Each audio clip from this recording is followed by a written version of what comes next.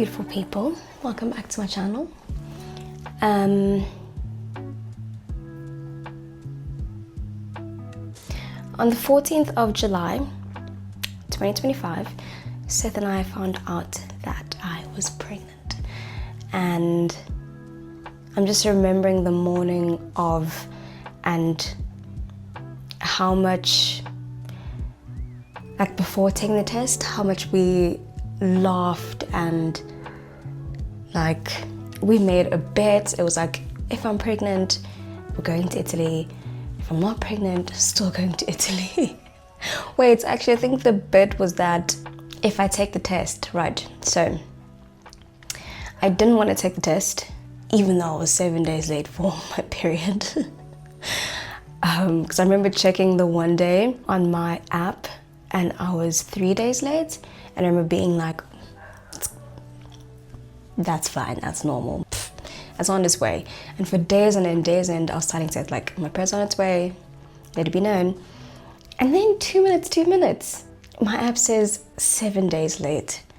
And I told Seth, and he said, you are taking a test. A delicate nonsense. And so that morning, it was just really funny because it was like, I don't want to take the test. I'll tell you why I don't want to take the test in a second. But I'm just remembering like the laughs and like, okay, fine, I'll take it. If I take the test, you're taking us to Italy. And the reason I didn't want to take the test is actually because, I'm like, in hindsight, I was really struggling with fear, which is so sad to me because that was the common theme throughout my pregnancy, was just genuinely being fearful. And I don't know if you know, but the stats on miscarriage are crazy. It's 1 in every 3-4 women experience miscarriages, and 2 close people in my life have experienced it this year, really close to this time too. So I just carried this like weight of uncertainty from the get-go, and like I said, was incredibly fearful about taking the test to begin with. Any scenarios where it's like really over emotional, I tend to be a bit like, because there's just so much, and then when there's the addition of like the unknown, oh my goodness, that's just a lot. But anyway, if you are not new around here, you know that Seth and I had been planning to go to the UK.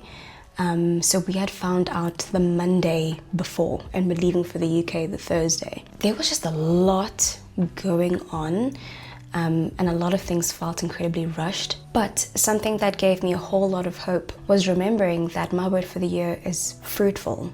And this felt like this is the icing on the cake, because we were neither trying nor preventing. And so it was like a genuine surprise and like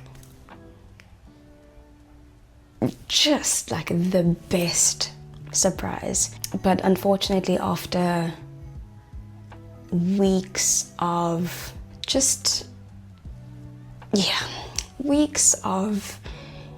traveling, of like questions and uncertainty, of the care system not being great, of navigating fear, of telling friends, of telling my family,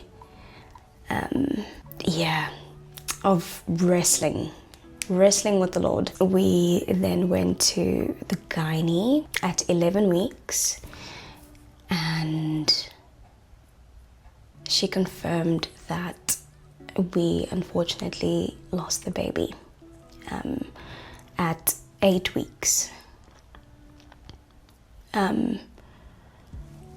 which was a roller coaster because, like I said,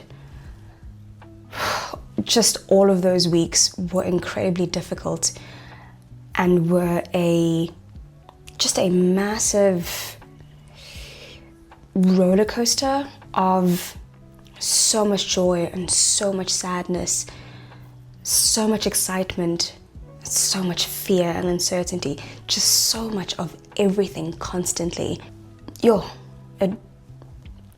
It's by far the hardest thing I've gone through, but I want to tell my story. I want to share, because the amount of women that go through this but can't express what they're going through is so, like, I think it's so heartbreaking, because we go through so much on all the guys, when I tell you, spiritually, physically, don't even get me started, emotionally, just, and then grief. There are times where you feel okay and it's like, I've made progress, I'm fine.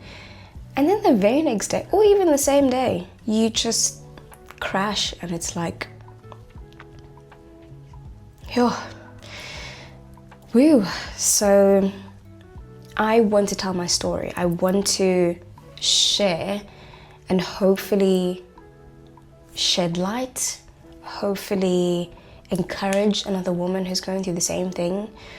If you maybe have a friend who's gone through it, I would love to just be or share some sort of resource to just help navigate all of these things. I can't say that I'm great or what you'll get from me is top end, but something that I stand by through and through and through and through is the fact that our testimonies is one of the most powerful things that we have. And I have filmed so much of this journey, and I think it would be a real shame for even a single person, not from my perspective, but from just the concept of it, for that one person who might not get that sense of hope because I decided I was too anxious or too fearful to share my story. Do you know what I mean? So I'm gonna do exactly that. I'm gonna do my absolute best to be obedient, because I feel like God has given me a certain set of strengths, and yapping and oversharing is one of them. And I really think that it can be beneficial, even if it's just to one person.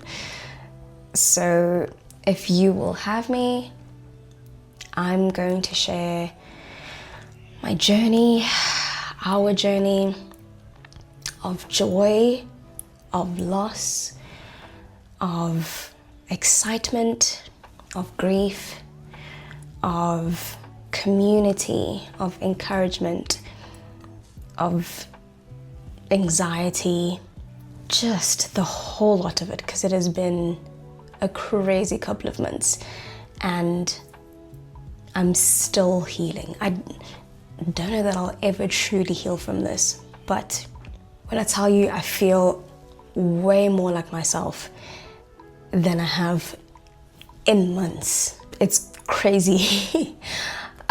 Just like the psychology also of everything I've been through is so trippy to reflect on. So I'm going to do my absolute best to share my story, because something I also thought about earlier is, I don't know, basically sometimes I get flashbacks and it's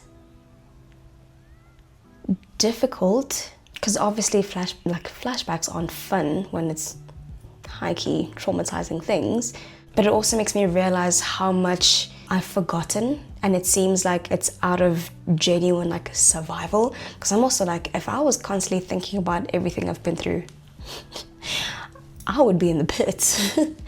And I've still been in the pits, but I don't know that I'd be able to function as a human. It almost feels like, and I know that this is like a psychological thing that happens, is your body tends to forget traumatic experiences out of survival and trying to, just help you be a human. And I'm really thankful for that, because like I said, it has been a lot to navigate. Sorry, the point of me saying that was that I'm going to do my best to be as transparent as possible while maintaining privacy and like the private lives of the people around me, and try to remember as much as I can, because a lot of it is a little bit blurry out of, I guess, trying not to be a full-time zombie. You know what I mean? So this next season of my life, sharing it here on YouTube, is going to be that journey, and I would love for you to be a part of it. Please feel free to ask questions if you have any. I'm more than happy to be transparent. I'm more than happy to share what I've been through. Like I said, even if it encourages one person. So know that my comments are open, always. This video and all of them that are to come. I'm a massive community person. And so if it helps you, say something in the comments. If you have a story to share but don't necessarily feel the freedom to do so in real life, know that this is a perfectly safe space. If miscarriage is something you have been through, I'm so sorry. I'm so sorry. I know that it's confusing and painful, and there's so much going on, but know that you're not alone, and it's okay. It's okay to be sad. It's okay to be happy as well, in terms of like finding little joys even around the grief. It's okay to lean on your community, please.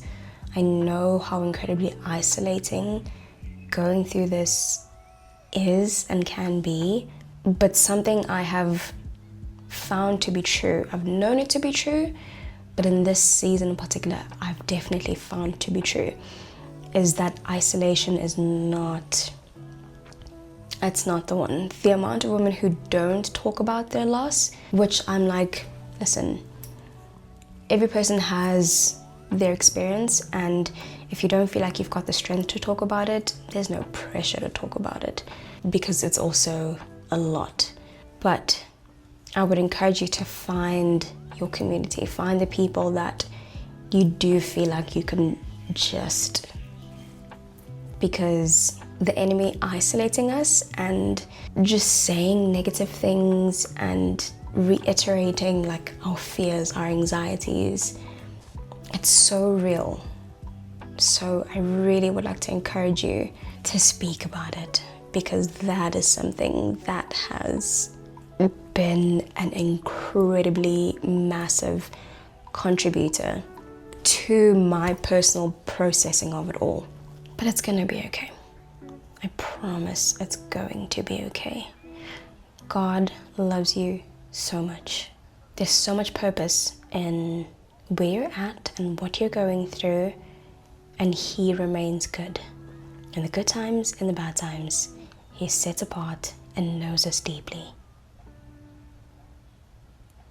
At this point, I should have scheduled the very first video, and that is of Seth and I going to the UK to tell our family and friends, which is really funny because we didn't intend on this being that kind of trip. So I'll see you over there. I'm not pregnant. It's a bit boring, isn't it? Are you ready? No. Ooh, do whatever you want to play. Okay, if we are pregnant, that means I'm buying dinner. Yeah, there's this cute Italian place I want to take you to. Shame is stressed. Are you ready? No. It's too much. Okay, close your eyes. Get up. What if I... Okay, 3, 2, 1, go. What do you say we're looking out for? You're pregnant. Wait! We're pregnant! Woo! Come on! Hold on. Wait. Oh my gosh. Why do you never believe me? My body hurts.